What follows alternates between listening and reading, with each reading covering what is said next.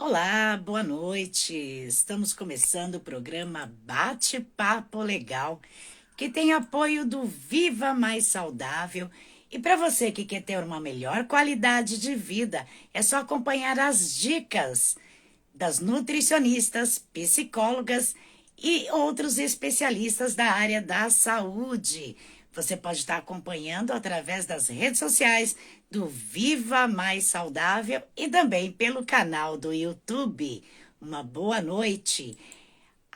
Para você acompanhar nossas próximas entrevistas, você pode estar acompanhando também a agenda TP Fest. Lá você acompanha toda a programação. E hoje a entrevista é pelos espaços jurídicos com a advogada doutora Sandra Duarte, que vai estar conversando com a gente hoje sobre Lei Maria da Penha, o que mudou e o que ainda falta mudar. Uma boa noite a todos, lembrando que o programa Bate-Papo Legal tem transmissão pelo canal TP Fest. Para você que quer enviar a sua pergunta, pode enviar a sua pergunta que no decorrer da entrevista a gente faz para a doutora Sandra. Vamos aguardar aqui a conexão.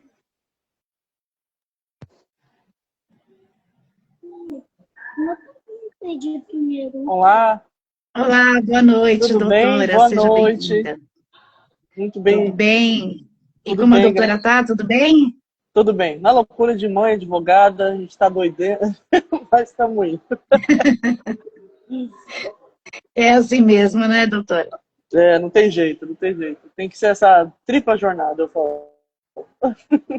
É verdade. Doutora, antes de a gente iniciar a entrevista, eu gostaria que a doutora se apresentasse para as pessoas que não a conhecem. Vamos lá. Muito boa noite a todos. Meu nome é Sandra Duarte, eu sou advogada criminalista, atuo na área contra a pedofilia, contra o feminicídio e atuo no Brasil inteiro e estou aqui no Espaço Jurídico com essa equipe maravilhosa. E, doutora, hoje o tema Lei Maria da Penha, o que mudou e o que precisa ser mudado. Então, eu começo perguntando para a doutora, a Lei Maria da Penha, ela trouxe vários avanços importantes para a proteção das mulheres, mas depois de tantos anos, o que realmente mudou e o que ainda falta mudar? Ai, olha, o avanço ele foi tirar a violência doméstica, tá, da invisibilidade, porque antes era tratado como um crime que não existia, né? E hoje é um crime grave, ele cria ferramentas rápidas e medidas protetivas que funcionam. O que ainda ela grande falha, isso eu vejo com os meus clientes, é a ponta da rede. O que eu falo que é a ponta da rede?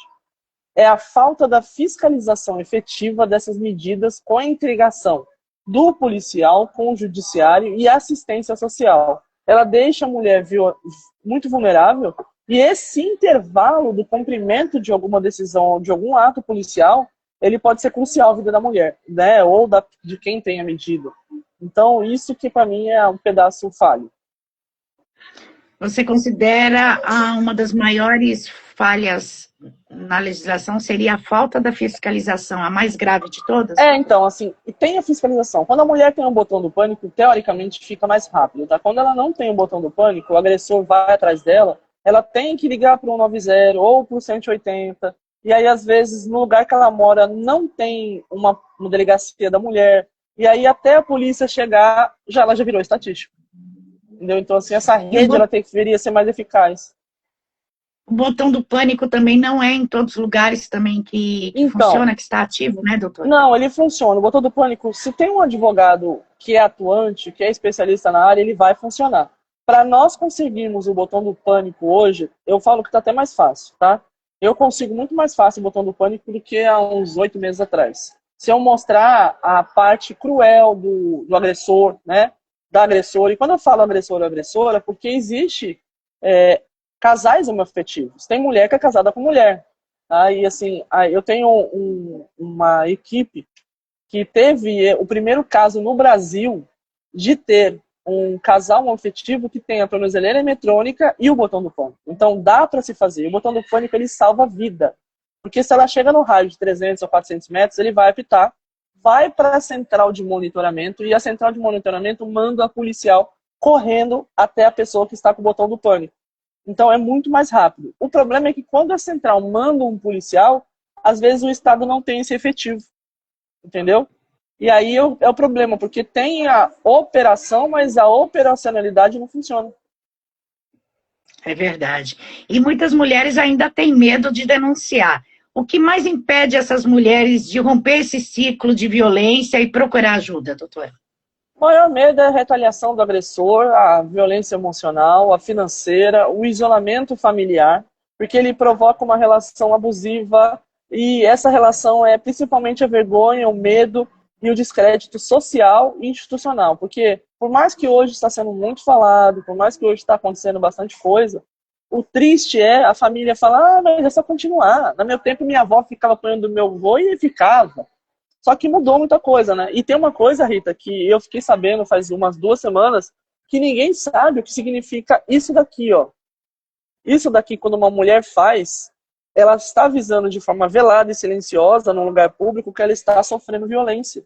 E isso veio de uma enfermeira falando, a mulher passou por mim no hospital e fez esse movimento aqui, e eu não entendi. E aí uma menina veio falar para mim que era para chamar a polícia na hora.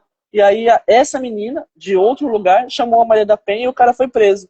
Então eu queria deixar bem claro, gente, vocês que são violentados e vocês não conseguem falar porque tem medo, ou porque não consegue pegar o telefone para ligar, porque às vezes parece uma besteira, mas a coragem some. Se você estiver no lugar público, para e faz para o garçom esse movimento aqui da mão, né, isso daqui é universal. Você pode estar no Brasil ou na China. É sinal que a mulher está sendo violentada, que tem uma vítima, independente se é uma mulher que está apanhando ou se é uma criança que está apanhando, tá? Então é muito importante isso. E, doutora, quando uma mulher decide denunciar, às vezes não sabe por onde começar. Onde elas devem procurar ajuda e quais são os primeiros passos que ela deve fazer? Vamos lá. O primeiro passo, indispensável. Você não tem um advogado da sua confiança? Ok, então você vai ligar para 180. Não conseguiu ligar para 180, vai ligar para 190. E aí vai formalizar o que está acontecendo e essa emergência. Normalmente, você deve procurar uma delegacia da mulher, uma DEAN. Na cidade que você mora não tem DEAN, vá até um NUAN, que é o Núcleo Especial de Atendimento à Mulher. Não tem, vai ter que a delegacia normal. E aí é muito ruim porque está despreparado as pessoas que recebem, tá? Não conseguiu, vai até a Defensoria Pública ou um advogado particular. É importante você guardar prints, você guardar áudios, testemunhas. Ah, o testemunho é meu filho, meu primo. Não tem importância, é muito importante testemunhas. E desde o primeiro momento, essa guarda é muito importante para tanto para o advogado ou para a polícia. E, doutora, hoje uma mulher consegue uma medida protetiva contra o agressor, mas na prática, essa medida consegue protegê-la? É um instrumento jurídico poderosíssimo, poderosíssimo. Não só para agressão, mas também há o problema da eficácia que depende, que eu volto a dizer, da fiscalização. Tá? Como as rondas da Patrulha de Maria da Penha e o monitoramento da tornozeleira eletrônica. Quando se soma esses dois conjuntos, é muito eficaz. Mas, em caso de descumprimento, hoje acontece um crime autônomo. Então, assim, é muito importante, ele acontece, mas infelizmente tem falhas, como eu já disse anteriormente. O monitoramento avisa a polícia avisou a patrulha e às vezes não tem efetivo. Tem um carro de patrulha para 5 mulheres que estão apanhando. Então a fiscalização ela é primordial para deixar a lei mais eficaz. Primordial. Assim, se você é um advogado e você não estudou para ter um monitoramento eletrônico, vai estudar, vai aprender, porque é importantíssimo. Todas as minhas clientes elas têm botão do pânico. Eu faço o agressor ter tornozeleira. E algumas cidades já são as tornozeleiras rosas dos agressores. E aí eu adoro quando eu vejo algum cara passando de tornozeleira rosa. Eu acho lindo isso. Porque eu sei que é um agressor ali de Maria da Penha ou um agressor muito perigoso. E, doutora, em alguns casos, mesmo sendo acusado de violência, o homem pode responder o processo em liberdade. Como a justiça deve avaliar esse risco, né, da vítima tendo o agressor solto, antes que chegue aí a um feminicídio? A primeira coisa, a justiça ela precisa aplicar com um rigor muito mais forte o Formulário Nacional de Avaliação de Riscos. Isso é muito importante, tá?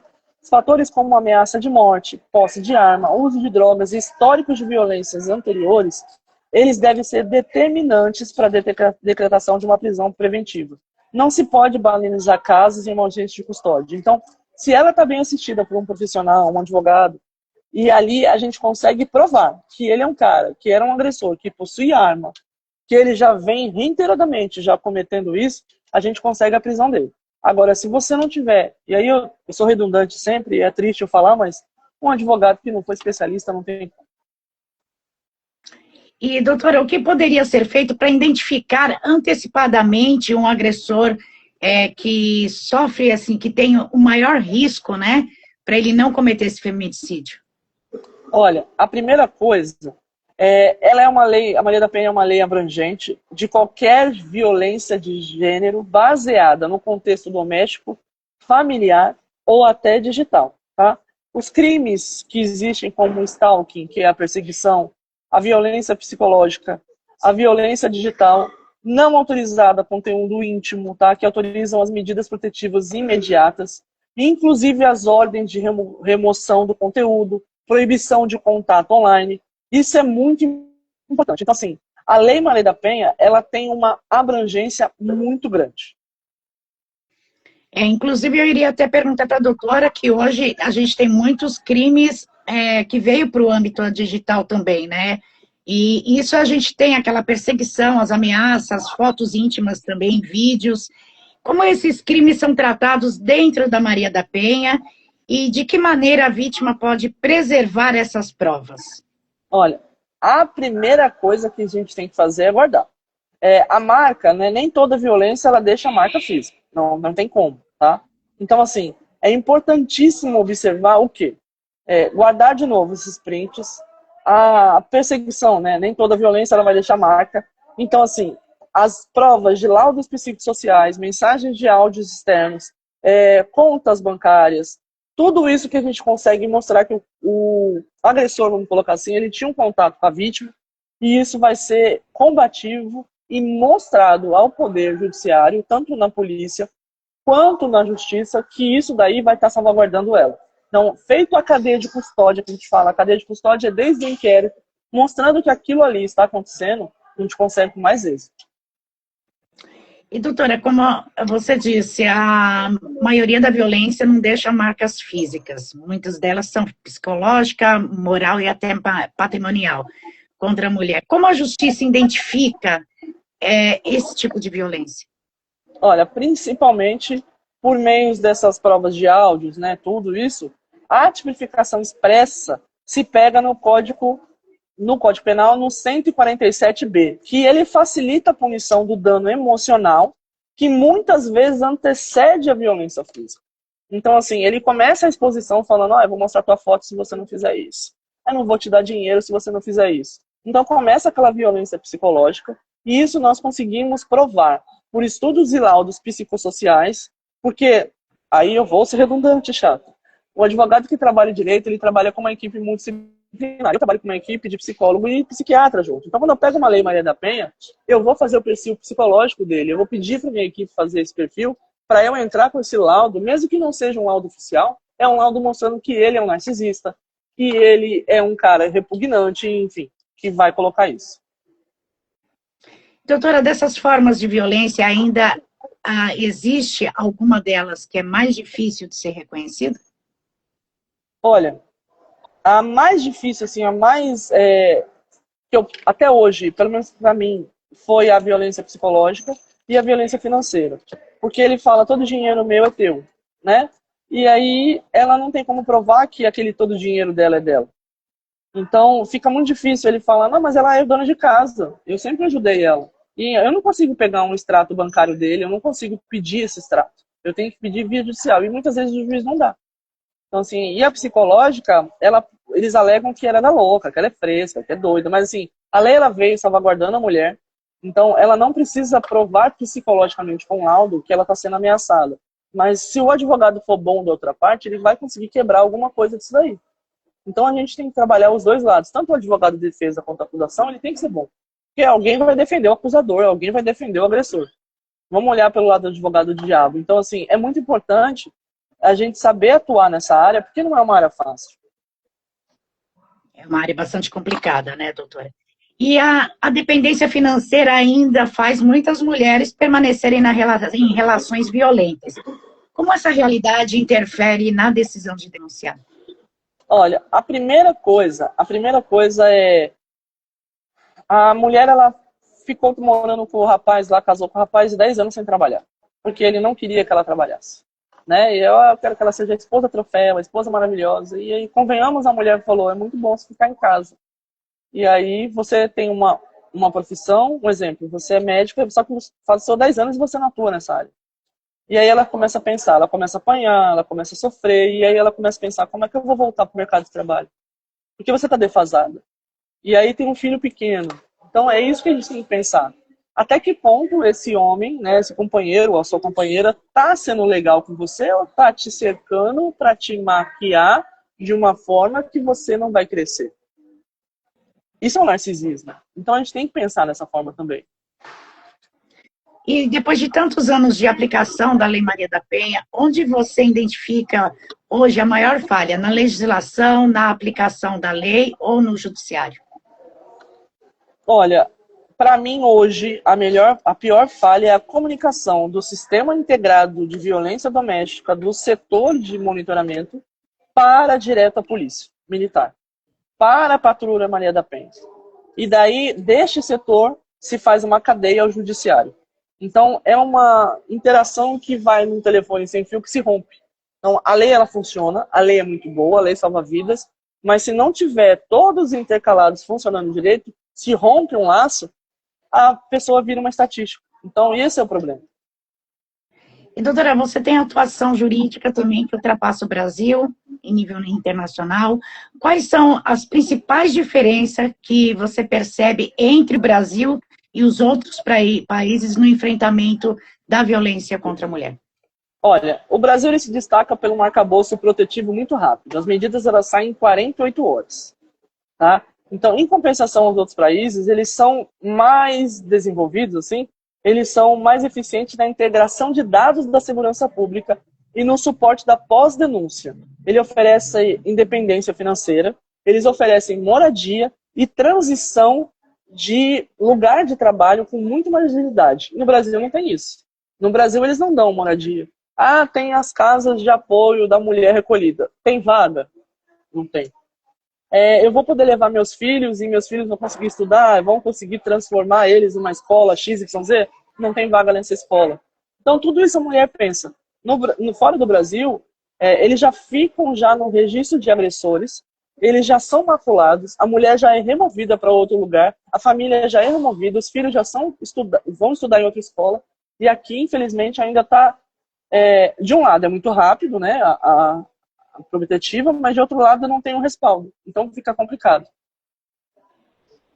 Você acredita, então, que fora do Brasil, a parte da legislação mais eficiente seria ter essa estrutura para a mulher, nesse aspecto, trazendo para o Brasil? No Brasil, assim, aqui no Brasil ela funciona rápido porque ela é muito rápida. Mas a eficácia de comunicação independente, de assistente social, essas coisas é ruim. No de fora, o que a gente tinha que aprender, isso é política pública, é que tem que ter um assistencialismo social muito bom para se trabalhar com essas mulheres, porque elas estão em estado de vulnerabilidade muito grande. Então isso é ruim. E a doutora também trabalha com a formação e mentoria também para advogados. O que um profissional que atua nessa área precisa entender, além de simplesmente conhecer a Lei Maria da Penha? Olha, ele precisa dominar o protocolo de perspectiva de gênero do CNJ, do Conselho Nacional de Justiça. Ele tem que ter uma escuta ativa, sem julgamentos, e agir de forma estratégica para produzir provas com rapidez, sem jamais expor o cliente a algum risco maior. Isso é importantíssimo. E a violência contra a mulher também exige mudança cultural e também de educação. O que precisa mudar na sociedade, também no judiciário, para que a Lei Maria da Penha não seja apenas uma resposta depois da violência contra a mulher que acontece? Vamos começar? A educação básica, com foco em igualdade social de gênero e resolução não violenta de conflitos nas escolas.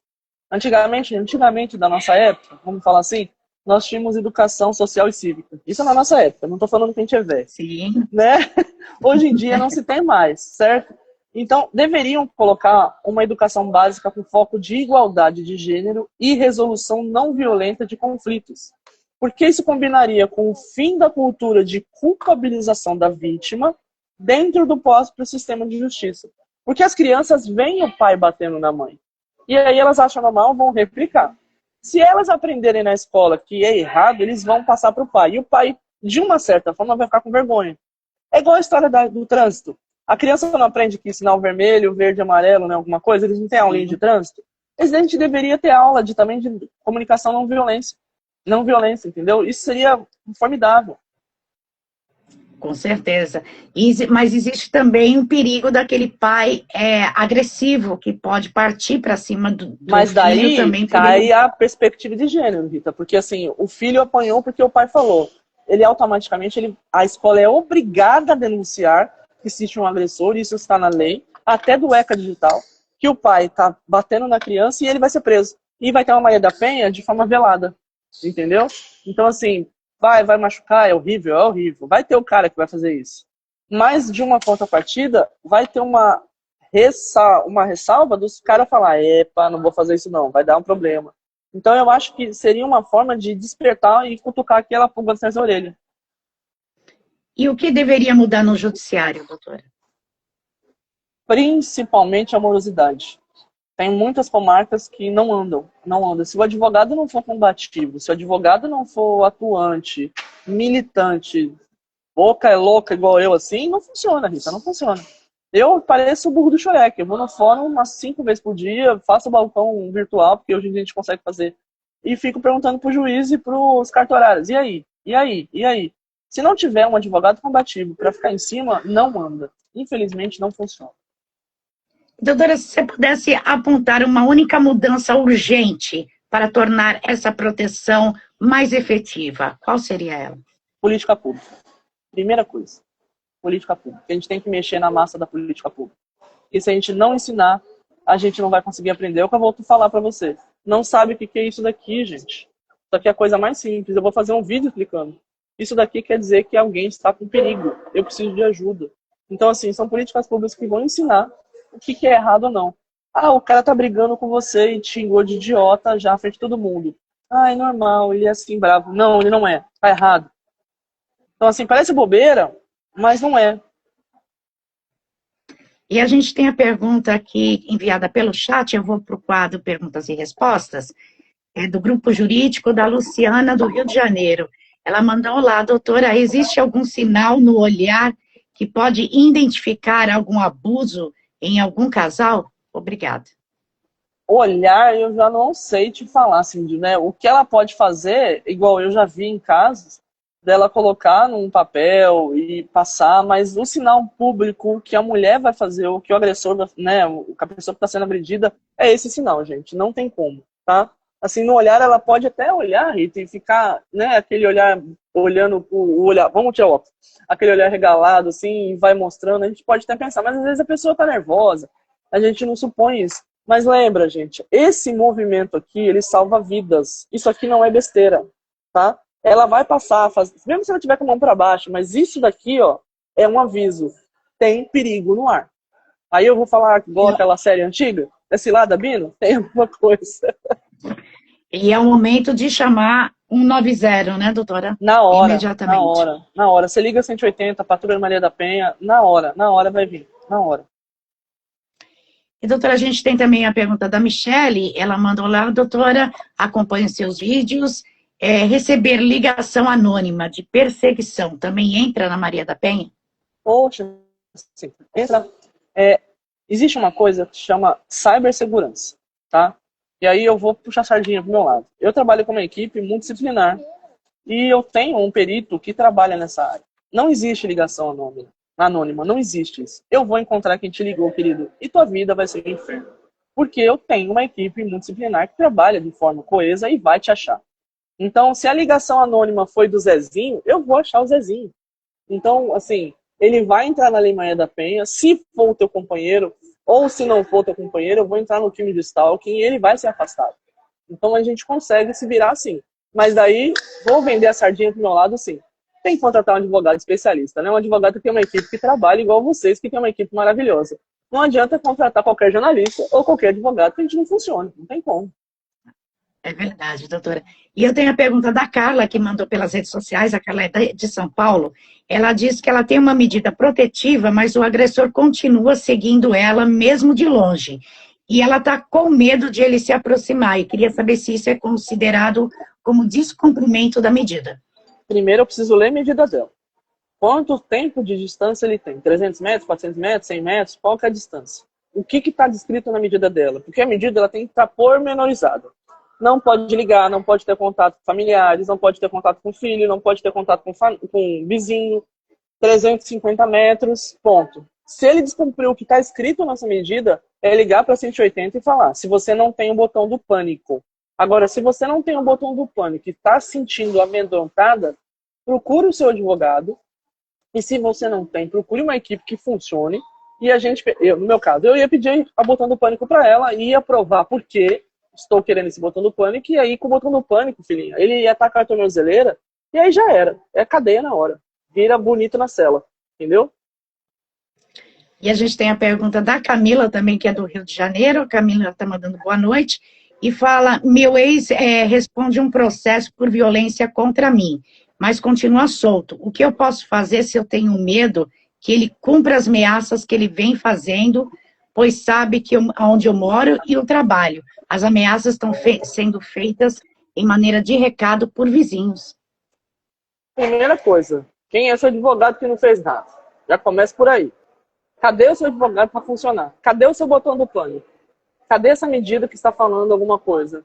Já fez a denúncia do boletim? Já fez o boletim de ocorrência informando isso? Foi o vizinho que está mandando um recadinho? O vizinho vai entrar no meio. Vai ser um receptador de fala. Porque se ele está sendo moleque de recado, ele vai ter que também entrar na baila. É muito bonito vir cutucar a história dos outros e não querer funcionar. Então a gente tem que perceber isso. Se ela está com medo, ela tem que requerer medidas mais drásticas, como a tornozeleira eletrônica, o botão do pânico e pedir a prisão dele. Tem como fazer. Aí eu vou ser chata de novo, Rita. Cadê o advogado que não estuda e que não trabalha? E, doutora, aproveitando, eu vou fazer um gancho.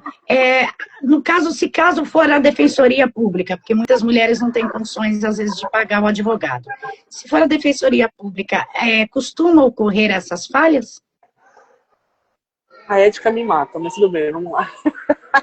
Falha tem em todo lugar, né, Rita? Vamos falar? A gente tem um repórter que é sem vergonha que não fala a fonte errada, não tem também? Vocês têm que ter o dever de procurar a fonte fidedigna para ser verdadeira, não é, né? Mas tem aquele repórter que pega uma fonte e fala mentira e vai dar problema. É a mesma coisa. Infelizmente, o defensor público ele não tem tempo hábil de ficar cuidando com tanto zelo como um advogado particular. Às vezes o barato sai caro. Eu sei, advogado particular é caro. Mas você já questionou o advogado quanto que ele cobra? Como que ele faz? Eu faço uma advocacia humanizada. Então, assim, no meu escritório, um exemplo bem esdrúxulo que eu vou dar aqui, tá? Eu trabalho com várias formas de pagamento. Então, assim, todos os advogados hoje em dia, eles têm uma flexibilização. E eu me destaco por isso, porque eu aprendi dessa forma. A gente tem que ser mais humano. Infelizmente, a defensoria trabalha muito bem, os defensores são maravilhosos, e eu não vou falar mal dos meus colegas nunca, porque eu sei que eles trabalham bem. Mas eles são tolhidos, porque eles têm hora de entrada e saída. Eles são meio que CLT, vamos colocar assim. Eles não têm que ficar com o telefone 24 horas igual eu tenho. Quando eu estou com meu cliente que é criminal e é dessa área, meu telefone, eu tenho outro telefone. Meu telefone está aqui para isso.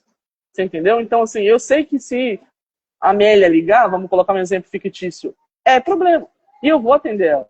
Então, às vezes, a gente tem que pensar, mas eu não tenho dinheiro. Vamos pensar que às vezes o barato sai caro? Quanto vale sua vida? Verdade. E a gente tem a pergunta aqui da Juliana, a Juliana é de Minas Gerais. Ela pergunta, fiz uma denúncia, mas não tenho testemunha. A violência aconteceu dentro de casa. Eu queria saber como eu consigo provar o que aconteceu. Você não tem que provar nada, a tua palavra tem validade de ouro. Hoje em dia tem uma coisa chamada perspectiva de gênero, e é essa perspectiva de gênero que vai te salvaguardar. Então, se você fez a denúncia e não funcionou, vamos procurar um advogado que trabalhe, por favor. Eu tenho muito amigo em Minas, se precisar é só me chamar no direct. Porque não existe isso. Você tem que falar. Isso, ó, a violência psicológica, ela não tem provas. Não é igual batida, porrada. É aqui. Na hora que a mulher denuncia, é automaticamente definida a medida. Automaticamente definida a medida. Mesmo se, por isso que tem muita mulher que mente. Infelizmente, tem muita mulher que mente. A palavra da mulher, a palavra da vítima, tem muita força hoje. Então, não fique com medo. E se você fez a denúncia e não funcionou, tem que procurar alguém que trabalhe nessa área com expertise. E a gente tem também a pergunta da Márcia, que foi enviada pelo Grupo Jurídico de Curitiba. A Márcia diz que o ex dela criou perfil falso para persegui-la e diz que vai divulgar fotos íntimas e acabar com a vida dela. Isso pode ser enquadrado na Maria da Penha? Pode ser enquadrado tanto na Maria da Penha quanto no stalking. E aí, vamos lá? Cadê o advogado que tem uma equipe multidisciplinar que tem cibersegurança? Por isso que eu me destaco. E eu me vendo mesmo, eu faço meu peixe, é igual vocês. A gente tem que se destacar numa coisa, porque se eu não trabalho com coisas novas hoje em dia, o que está inovando? O crime está inovando. Eu vou fazer um perfil fake, eu vou fazer alguma coisa, só que, filhinho, ó, tem uma coisa que chama código hash. Eu vou te achar. Eu faço isso no júri. Porque eu não vou fazer num crime pequeno. O júri que eu falo é crime de homicídio, né? Essas coisas. Não que você apanhando não é um crime pequeno, mas eu consigo acabar com a sua vida, porque eu vou te achar, filhinho. Eu não, né? O meu perito. Mas ele vai te achar. Então, assim, tem como fazer sim, mas você tem que buscar um profissional habilitado. E eu separei a pergunta da Luciana. A Luciana é do Rio de Janeiro. Ela mandou pelas redes sociais, eu achei muito interessante a pergunta dela, porque ela disse que a amiga dela denunciou o ex-companheiro várias vezes, mas continua vivendo com ele, porque depende financeiramente. Aí a pergunta dela é a seguinte: a justiça pode oferecer alguma proteção para ela sair dessa situação, tipo um auxílio ou um trabalho ou algo assim? Vamos lá. A pergunta dela. Ela depende financeiramente dele. Cadê o seu advogado que não soube fazer uma medida protetiva com um pedido de perspectiva de gênero pedindo pensão alimentícia? Que hoje na lei fala isso. Se eu dependo do meu marido e ele está me agredindo psicologicamente, financeiramente, ou o que for o tipo de violência, eu vou fazer a medida da penha e na medida da Maria da Penha eu vou requerer que ali seja incluso a medida protetiva barra oferecimento de alimentos. Isso já está na lei. Só que o advogado não estuda. E aí faz o quê? Meleca. É só estudar, gente. Tem como fazer. E ela vai sair dali já com a liminar deferida que ele vai ter que pagar um salário mínimo para ela. Um exemplo, entendeu? Se ele trabalhar, vai ser em 30% do serviço dele, mas daí vai do advogado fazer o que for. Mas no momento que você está lavrando uma denúncia, você já tem que requerer a perspectiva de gênero barra a pensão alimentícia. Doutora, a gente está chegando ao final da entrevista. Eu gostaria que a doutora deixasse os seus contatos para o pessoal estar acompanhando o seu trabalho. Vamos lá, eu primeiro quero agradecer vocês novamente, porque eu adoro dar essa entrevista para vocês. É uma equipe maravilhosa, é uma equipe que eu posso dizer que trabalha em conjunto com a gente, tá? Eu gostaria de falar, o meu contato aqui, vocês podem me buscar nos espaços jurídicos ou no Instagram. O que precisarem, é só mandar recado aí pro pessoal da TP Fest, ou se não dos espaços jurídicos, porque o Tribunal de Ética veda a gente divulgar, né? Se eu ficar falando no telefone, essas coisas, vem alguém denunciar na ética e falar, ela tá se vendendo. Então, procure a gente, procure os advogados, e quem quiser é só mandar aí o nome falando, quero falar com a doutora Sandra, a doutora Maria, e eles vão passar para vocês. Ou no Instagram. E acompanhar os trabalhos da doutora também pode estar acompanhando pelas redes sociais, que é @doutora Duarte, a advogada. Você acompanha as dicas que a doutora faz aí, os conteúdos diariamente ou semanalmente aí, né, doutora? Sim, sim. Eu tento fazer diariamente e quando não dá, é pelo menos 3 vezes por semana. E, doutora, você gostaria de acrescentar algo antes de a gente encerrar, que a gente deixou de falar, ou reforçar mais um alerta? Eu quero reforçar que a violência não começa com uma agressão física. Ela começa no controle de roupa, no isolamento de amizades, na desvalorização diária. E se alguém que você conhece está vivendo isso, procure o apoio. Romper o silêncio é o primeiro passo para você salvar uma vida. Não tema. E procure um advogado, uma advogada especialista na área. Não trabalhe com amadores. A sua vida vale muito. E, doutora, eu gostaria que você deixasse os telefones de denúncia anônima também, que é muito importante, Vamos lá. e que fizesse o sinal aí de alerta também para as pessoas lembrarem. Então, eu acho que é muito importante a gente terminar Primeira coisa, essa entrevista. primeira coisa, 180. Número 180. Violência da mulher, 180. Estou querendo denunciar e tenho medo. Eu quero falar do vizinho. Vai ligar o Disque 100, que é dos direitos humanos, tá? Disque 100. E aí não deu jeito, não consegui ligar para ninguém, 190. Então é 180, 100 ou 190 que é o da polícia. Você está com perigo, você está na rua. Ele não deixa você falar, e você nem pedir uma pizza na rua, né? Você vai fazer esse movimento aqui, gente. Isso daqui. É isso daqui. Você abriu a mão uma vez, duas vezes, qualquer pessoa que estiver trabalhando no público hoje é treinada para entender isso. Tanto no McDonald's, não vou falar, né? Mas assim, essas empresas de comida, essas empresas de supermercado, restaurantes, eles são treinados.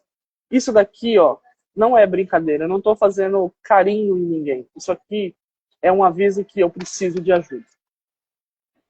E esse sinal salva vidas, né, doutora? Muito, e é universal, é no mundo inteiro, tanto daqui na China, tá? E uma pergunta interessante que até vou fazer, se por acaso a mulher fizer um sinal e ninguém chamar a polícia, alguém responde criminalmente, doutora?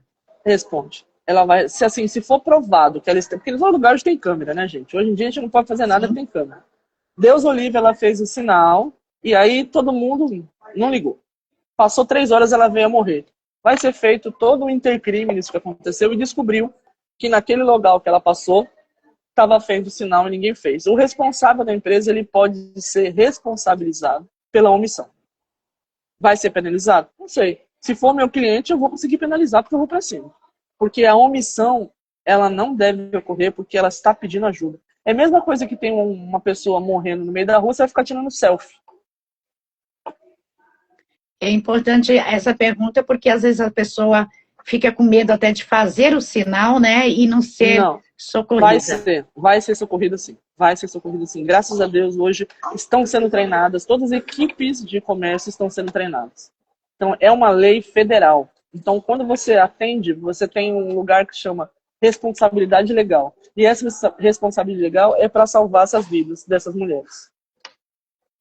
E, doutora, eu gostaria de agradecer a sua presença aqui no Bate-Papo Legal, agradecer também por ser uma das apoiadoras dos espaços jurídicos, está sempre aqui com a gente.